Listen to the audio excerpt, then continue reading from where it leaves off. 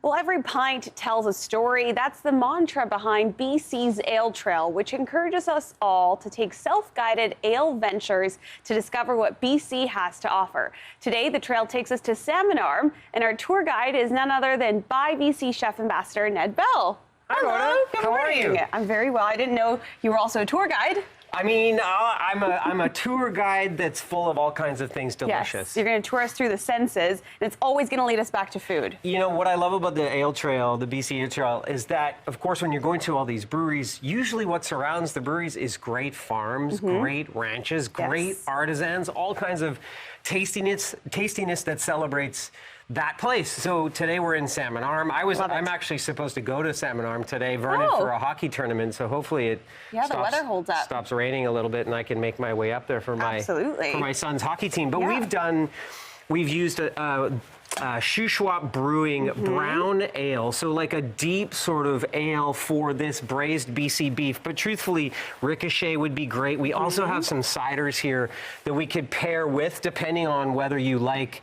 beer or cider. Lovely. Truthfully, any delicious liquid would go perfectly with a braise. Look at that. Okay, so what did you make here? So this is braised BC beef with the brown from Shuswap Brewing. Now, this time of year, I love to cook like slow braised beef, duck confit, roasted chicken legs that are braised, that kind of thing. We've also made some caramelized onion mashed potatoes that might change your life. Great. And then, of course, some roasted cabbage and roasted butternut squash. But to braise this, basically you're slowly simmering something in a liquid. That liquid has to be super flavorful. Okay. So saute onions and garlic, some carrots, some celery. Okay. When do you add the beer? Sear the beef, add it all together, then add the beer, cook the beer just a touch because you want to sort of draw the flavor out of the beer, then add some stock. In this case, we used beef stock. You could use chicken stock or something.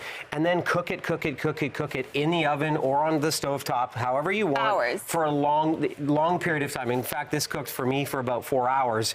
Low and slow, as we like to say. But, of course, really it's about what do you love to eat, and this time of year when it's raining, it's cold, family meals, celebration, big table, all kinds of delicious things. Yeah.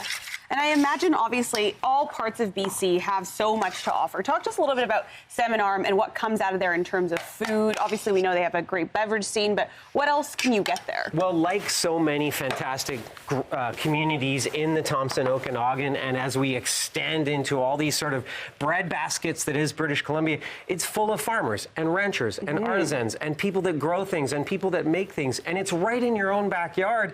You just got to look a little bit harder. And when you buy local, of course, you're keeping those dollars in your community. You know, as the By BC Chef Ambassador, I've been so fortunate to travel all over the province. But these are real British Columbians, real humans, real families, blood, sweat, and tears into the things that they adore. And to me, that's really what matters, you know? Yeah. So when you're on the BC Ale Trail, there's obviously lots of stops that folks can embark on. This stop took us to Salmon Arm, but what other stops are there? Well, I mean, of course, it depends on what you're looking for. I would always like to go to whatever favorite restaurant you have in that region, or favorite farm stand or ranch or what have you. And you don't have to drink because you don't drink. I don't drink, but that's there's lots to see and do on the trail. And you can still cook with alcohol if you choose not to drink like me. But of course, what I like to do is, doesn't that look great? It smells incredible. Very autumnal, right? It just looks amazing. And absolutely. Smells amazing. So we have grainy mustard, a little bit of BC dairy sour cream, a little bit of salt, a little bit of pepper. Okay. Mixing it together. This is going to be like our little sauce on exactly. On the side so there's a top. bit of, you know, gravy. In this case, it's braised liquid. It smells incredible. And then you just put that on top like that. Wow, even more of the season, a grainy mustard. That's now, right. Chef Ned, where can people find this recipe? Well, they can find it at nedbell.com, of course, and I hope that you try it. If you do try it, take a photo, send it to me, and maybe you and I can enjoy this. Absolutely, we absolutely will. Carrie, I'll save you some as well. Yeah, I'm going to take me a trip on the old Ale Trail. Amazing, yeah. Sounds like a good time. Thanks for that, you two.